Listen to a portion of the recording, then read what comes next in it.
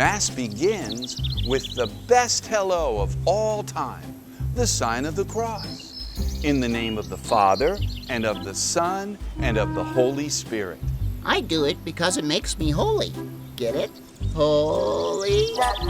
Yes, Ken, I get it. The cross does make us holy. We remember that Christ's death made a way for us to know God and to join His family. His forever family. I like it.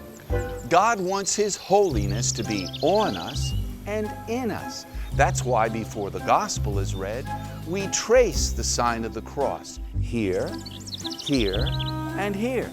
Easy for you to do. Duncan. Wait a minute. Wait 1 minute. Family? Holiness? That all comes from the sign of the cross? Yes, that's what the Mass is all about.